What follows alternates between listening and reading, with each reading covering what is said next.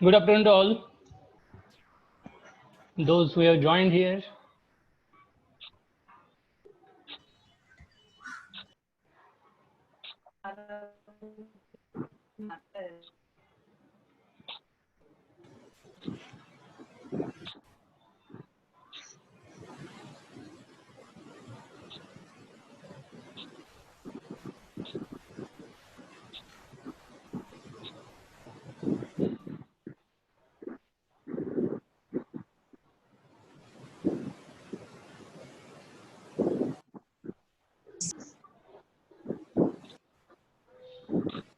Hello.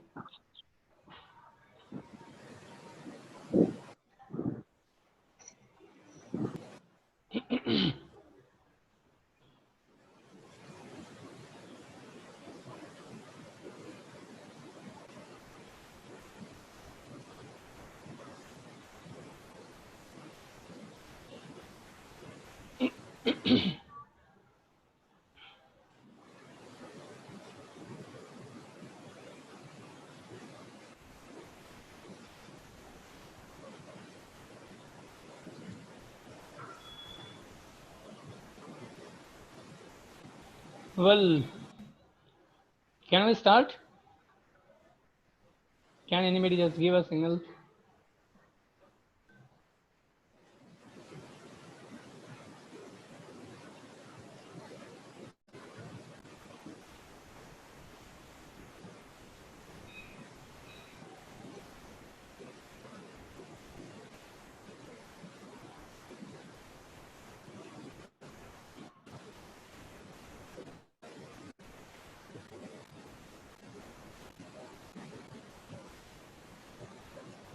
Okay, so Alistair and Alistair, can you unmute yourself?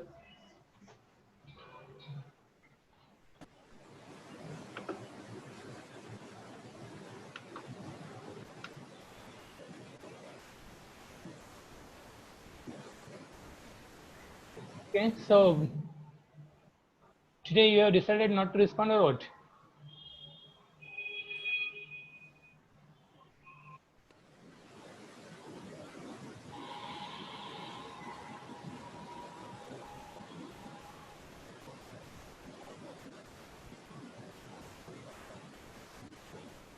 Hmm.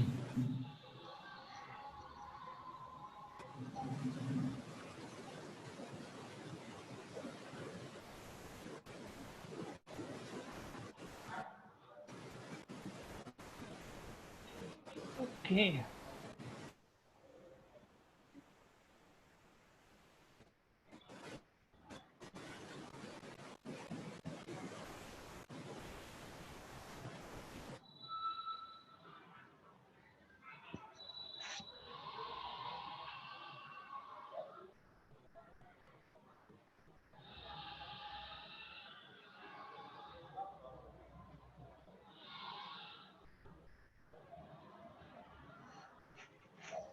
Well, so last time I think we had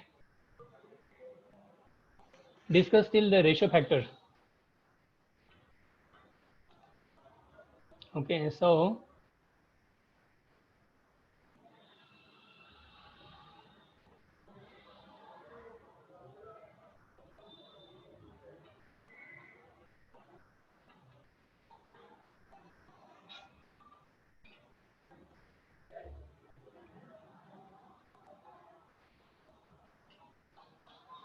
hello. Hello. Can you hear me?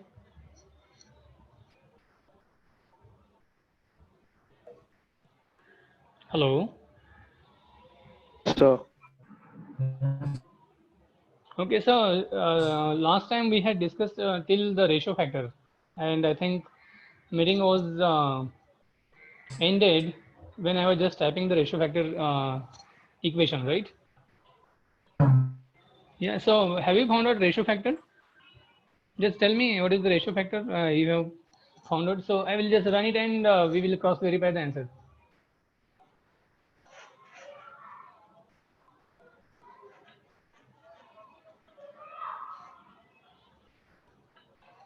Okay, so for ratio factor, you can go to page number 8.51.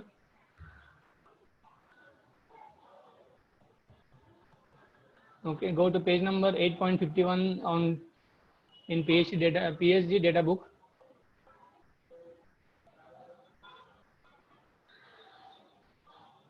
Oh, this is not that.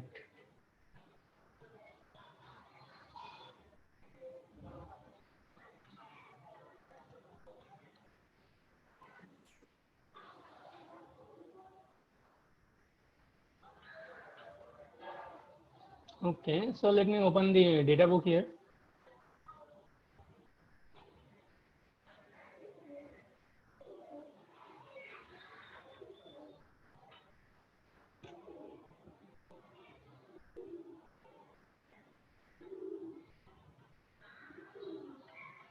Well, so yes, and I will go to these equations.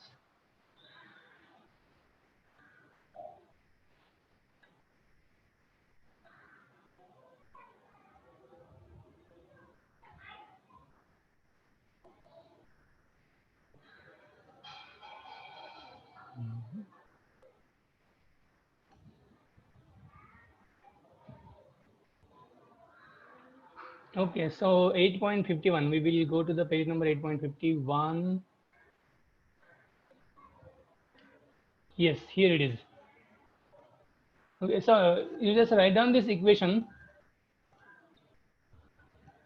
Okay, so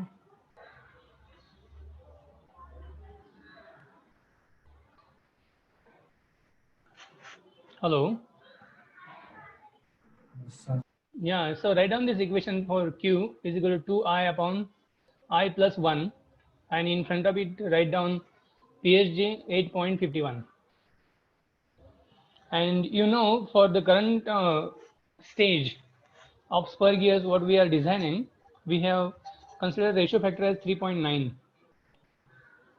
Not ratio factor, stage factor or stage ratio.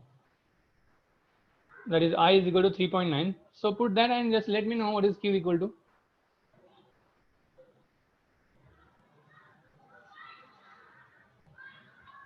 1.5918. 1.5918. I'll just run this portion of the code.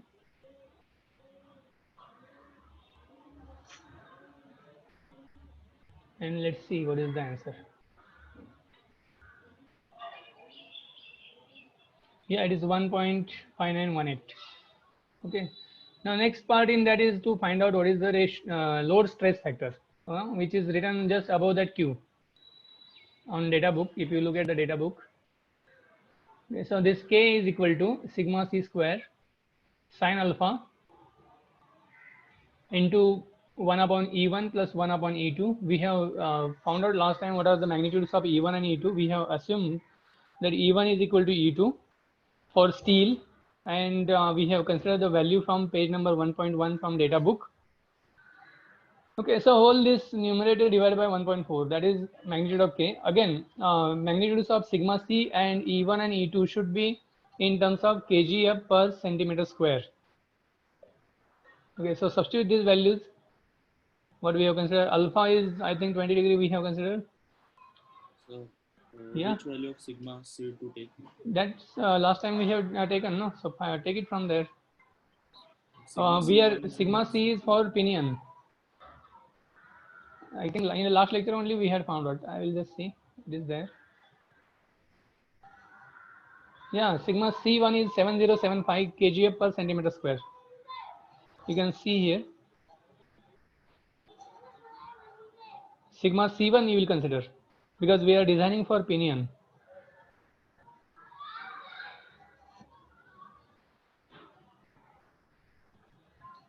Okay.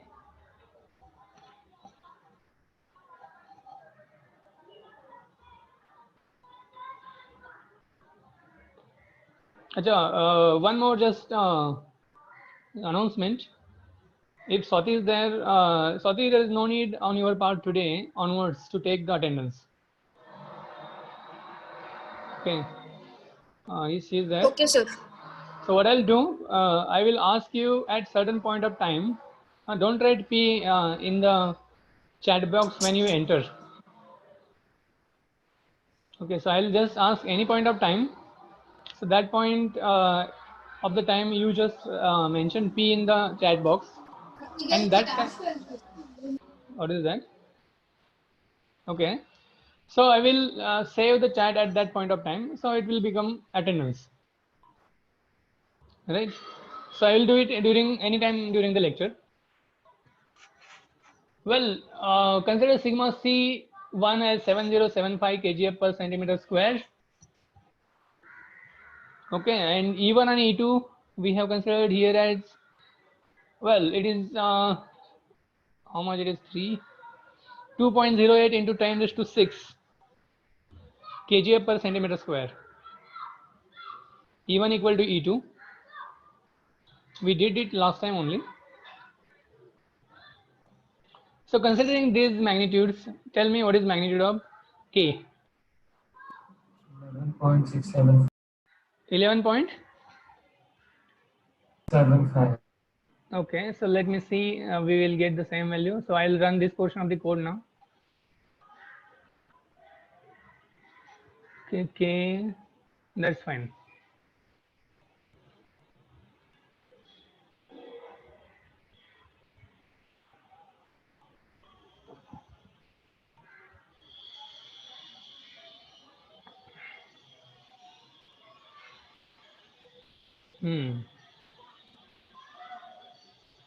No, I went two below.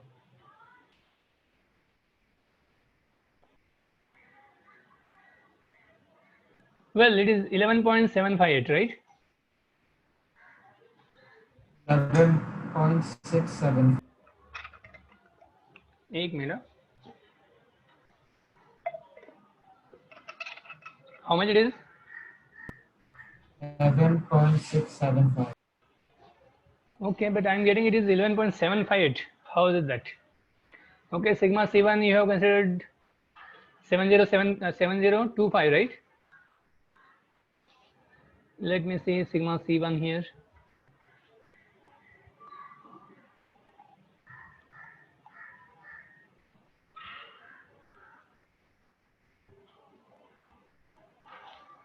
Well, sigma C1 7075. Have you considered that? 7075?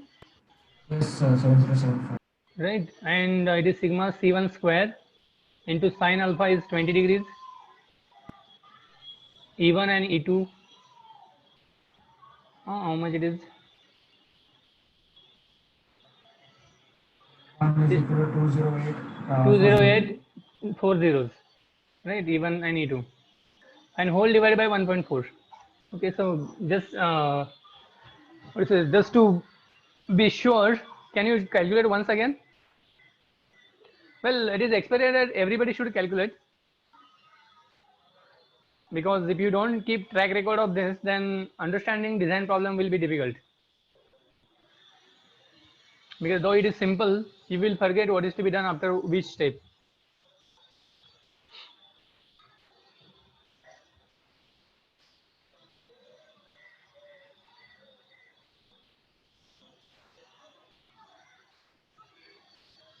Yes, I got 758.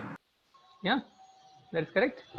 Well, now we know ratio factor Q, we know load stress factor K. What else is required in wear strength?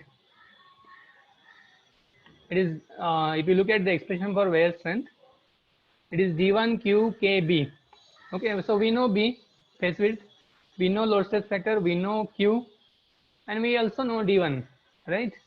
Again, when you are substituting these magnitudes, all these magnitudes should be in kgf centimeter or kgf per centimeter square, whatever, right? So substitute and find out what is magnitude of Fw.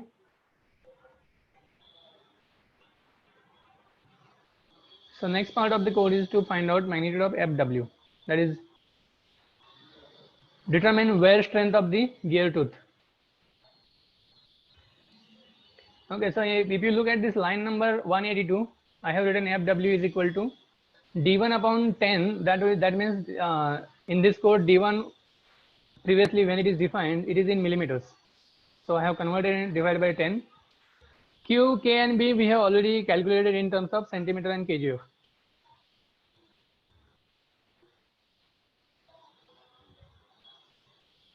Right. So tell me what is magnitude of FW?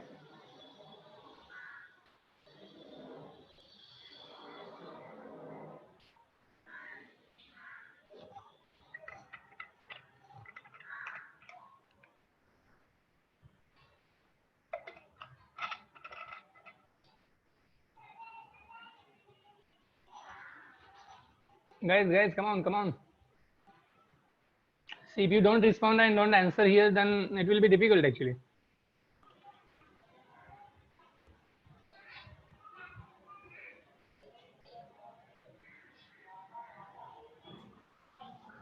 So can you summarize the entire sum which is taught up till now? Like just summarize. I will do at the go end, through- no?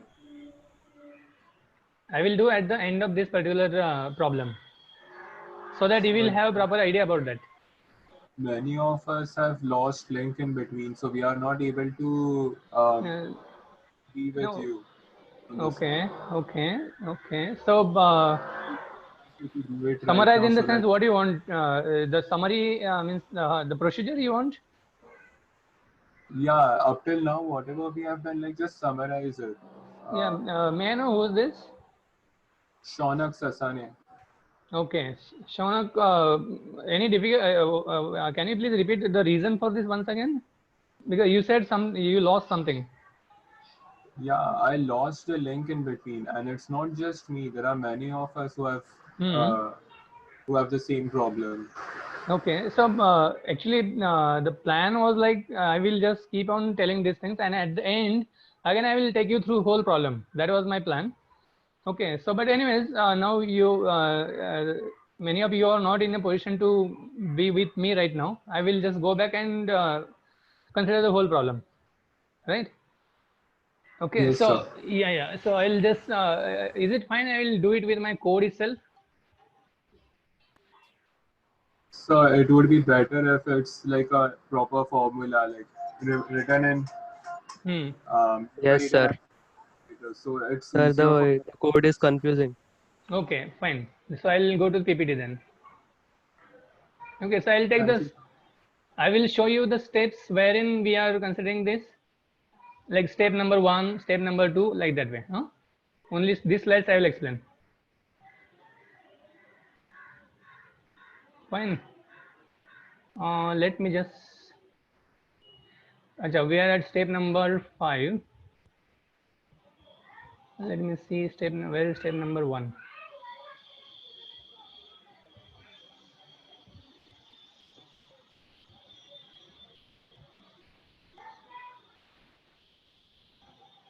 Yeah, this is step number 2. Okay, so I'll tell you what is the problem statement once again.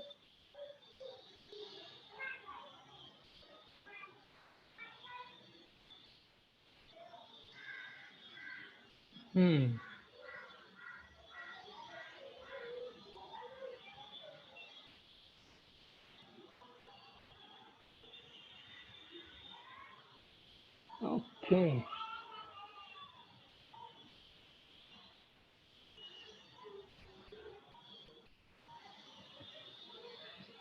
So slide Yeah. 17 is step 1.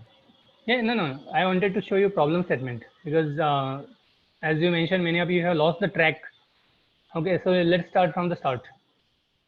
Okay, so this is the problem statement for the problem currently which we are looking at and attacking. Okay, so design a two-stage gearbox to transmit 10 kilowatt power. Now this is clearly visible, the screen currently I am sharing with you. Yes, sir. Okay. Yes, sir. Yeah. So design a two-stage gearbox to transmit 10 kilowatt power from an electric motor running at 1440 rpm to a machine with approximate overall reduction ratio of 10:1. This is the problem statement. Well, and we are looking at the design of the gearbox. Now in this we don't know which gears. So initially we made some assumptions. So I'll just go to the step number 1 now. Okay, so it is okay.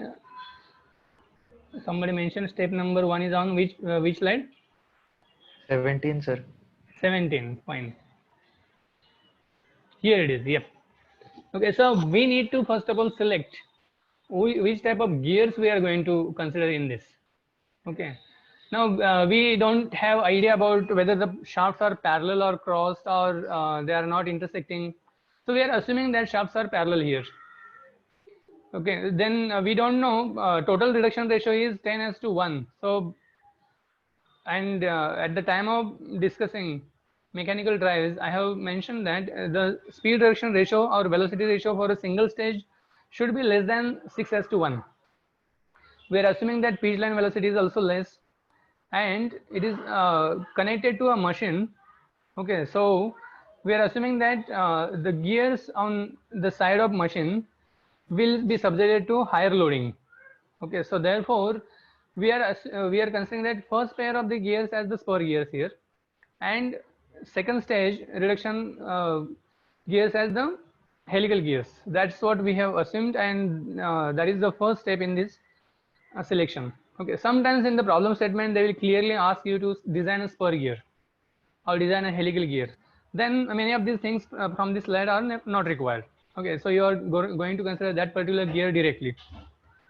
Okay, so therefore we had selected a two-stage gearbox in which we had decided on this basis of these assumptions for the current problem that first stage reduction will be with the help of spur gears, whereas second stage reduction will be with the help of helical gears.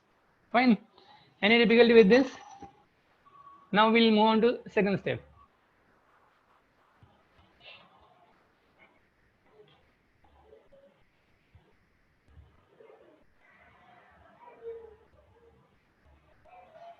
Well, I think this should be okay. Yes. Okay, so in the second step, we will select the gear ratio, what is the minimum number of teeth, and what is the phase speed for first stage reduction gears, right?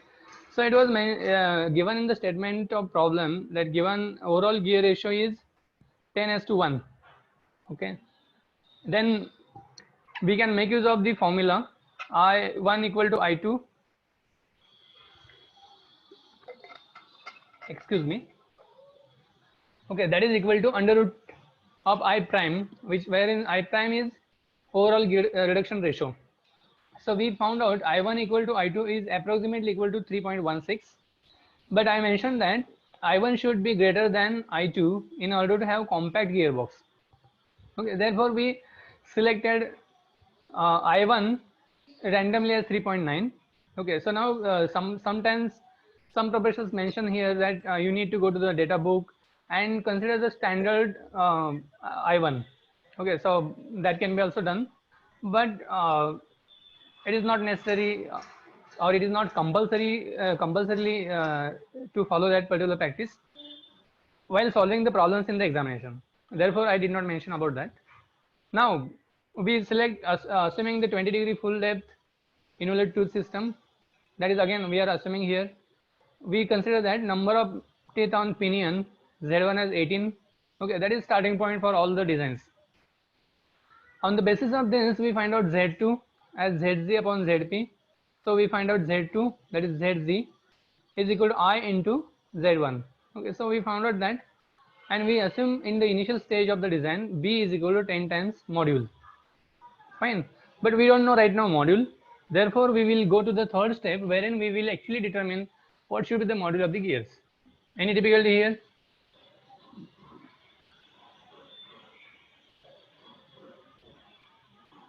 Okay. Sir, in this, what is the value of I?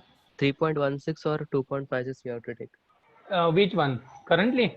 In spur gear? No, sir, that point, the number of teeth on the gear is calculated by velocity ratio I equal to Yeah, Zj so upon we are Zp. at which stage of the gearbox? First stage. First stage. So Yeah. I1, it should be I1. Okay, so Okay. therefore I have here clearly mentioned that we will select not 3.16. Okay, so we will reduce this value randomly by some amount. We will consider some value 3.9. Okay, so that why we are doing this, we want different values of I1 and I2, not the same values. And the reason is that if we do this, the overall size of the gearbox will be reduced. Fine. So I1 will be 3.9. So consider 3.9 here. Find out Z2. Now once you do this, we will go to the third step to determine module. Okay. Achha, so maybe I think, okay, we have to select the material first. Yeah, third step is about finding the Lewis form factor for the, yeah, excuse me.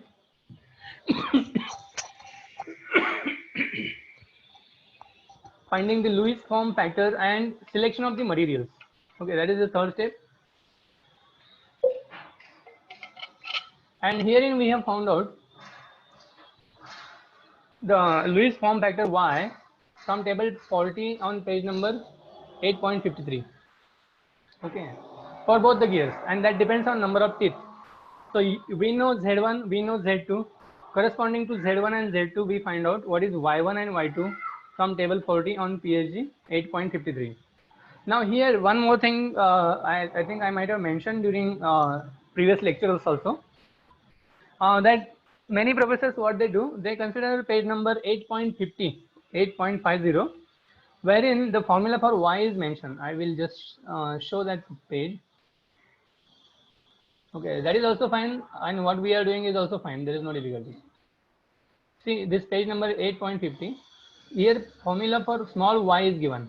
Okay, and we have assumed 20-degree annually, so you can make use of this formula: 0.154 minus 0.912 upon z. Okay, but this is small y, and we know relation between capital Y and small y.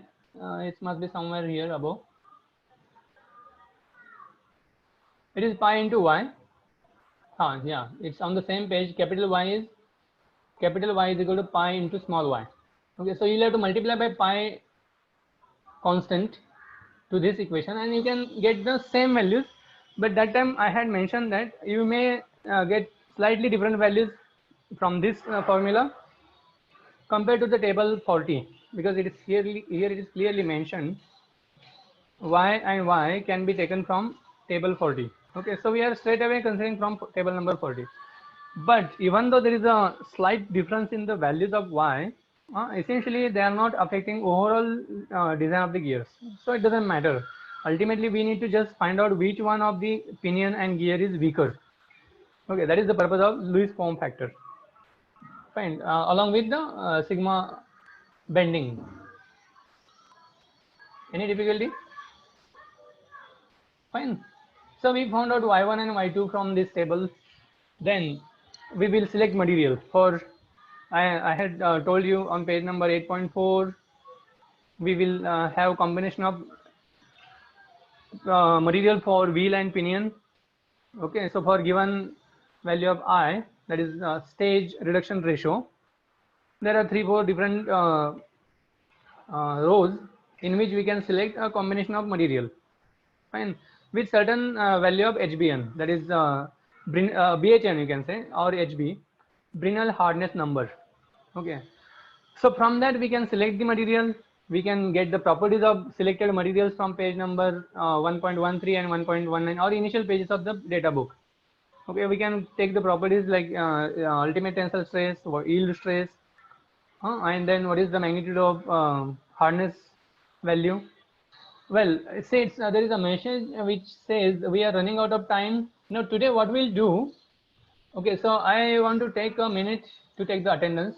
Now all of you write P in the chat box. Take a minute or so and write P in the chat box. Then I'll save this chat.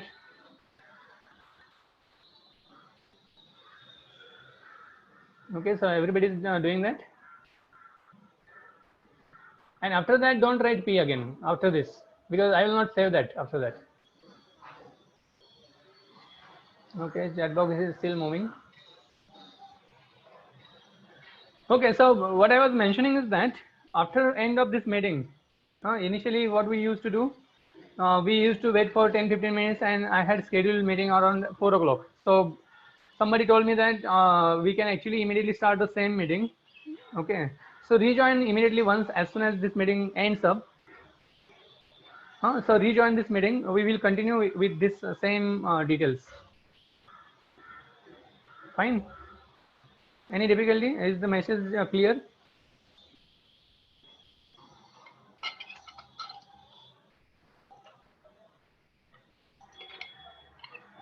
Okay, I hope that everybody has put P in chat box. Shall I save the chat box now? Is there anybody currently present who has not mentioned P in the chat box?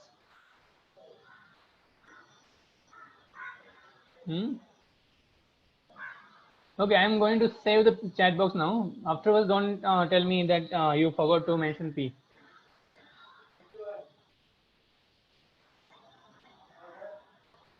Okay, still few of you are doing that.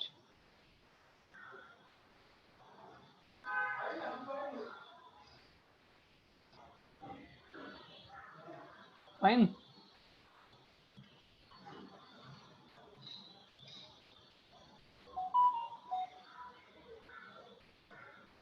Well, I have saved the chat now, so that will be considered as attendance for this lecture. Right. So as I was mentioning, we will rejoin the same meeting immediately after closing this meeting. Okay, so that way it is. Now I was explaining about the material selection, and here we select the material. We found out what is sigma design, sigma bending stress from page number PhD 8.18 to 8.19, 8.20. Okay, so for these two materials, and by considering the product of sigma b into y, that is sigma b1 into y1 and sigma b2 into y2, we find out which one is weaker. Okay, and we had observed that by considering these magnitudes, pinion was weaker in our selection. Okay, so let me adjust this. Okay, once you do that, any difficulty till now? Those who had lost the track? Hello? No, sir. Okay, fine. Okay, so now we go to step number 4. Okay, so essentially what you can do, I have already uploaded this PPT on the Moodle, and if you want to just have a track record of the steps, you can just select these steps or these slides and create one particular another PPT wherein you will find all these steps together. Okay, so now we will go to page number or step number 4. Okay, so once you found out which one of the pinion or gear is weaker, then we will move on to the next step to estimate the module on the basis of beam strength. Okay, now before I go ahead, now there are different approaches after this. Okay, so in the data book it is mentioned that you find out or determine module on the basis of wear strength and check it for beam strength. There are industrial designers who recommend strongly that you should design on the basis of beam strength and check it for wear strength. Okay, and here what we are following is that because it should be uniform across the university, many other professors are following this method. Therefore, I am telling you this method. Otherwise, I would have told you directly go for finding the module and check it for wear strength from the data book itself. Hardly in 2 steps it happens. Okay, there is no need to actually find out dynamic load and all those things, but it is required here, so therefore we are doing this, right? So we will make use of equation on the page number 8.13a for module on the basis of beam strength.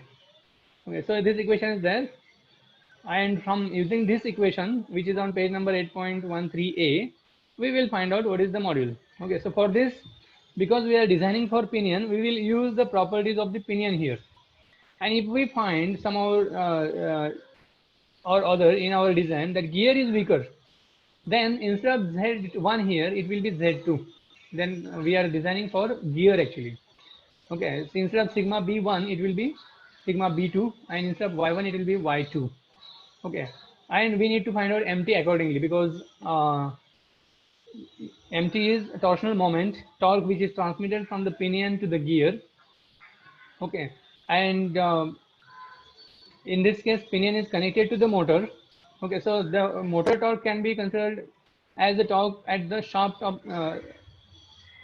the pinion, and then by considering the reduction ratio we need to find out what is the torque at the gear. So we need to find out that, and then accordingly we will find out what is the module here. Is that fine? Okay, so once we do that, we had assumed in the one of the step, maybe the second step, that b is equal to 10 times m. So we can find out or we can have initial estimate of what is the phase width. And on the basis of this phase width and module, we will now make use of Lewis equation for beam strength and determine the strength of a gear tooth Fs, which is on the page number 8.50. Okay, so I will just show you that equation here. Okay, so we are on the page number 8.50 in the data book. So here it is Fs. This S is not clearly visible, but then this is Fs is equal to sigma b into small b into y into Pc, where Pc is circular pitch, and that is equal to sigma b into b small b into capital Y upon Pd. Here it is Pd is diametral pitch. Okay, so if you substitute for diametral pitch Pd and Pc, the corresponding formula for that, you will end up in this equation as sigma b small b into capital Y into m. Okay, so that is small m is the module. So here in this equation, we know sigma b, we know b phase width, we know capital Y, we know small m, and therefore we were in a position to find out what is the beam strength of this particular gear tooth or pinion tooth. Any difficulty till now?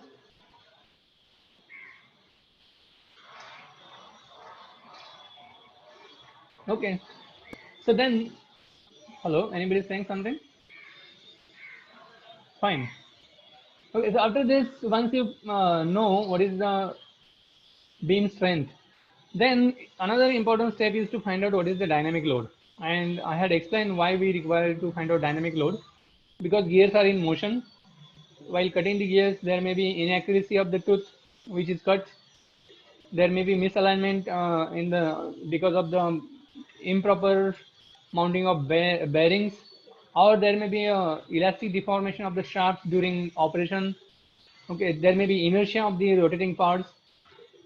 Okay, so all these factors, when you consider, there is a dynamic load involved. Whereas we have determined the equation for beam strength on the basis of static tangential load PT.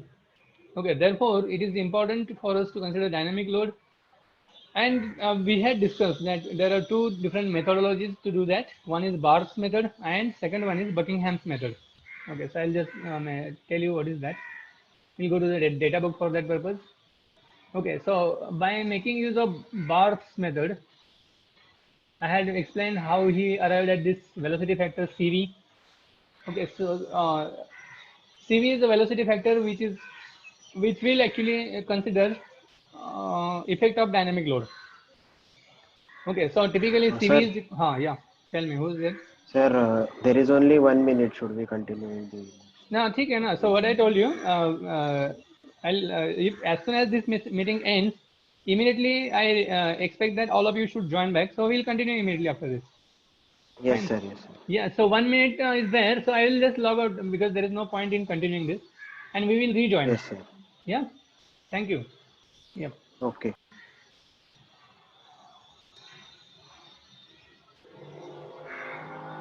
So I'm ending this.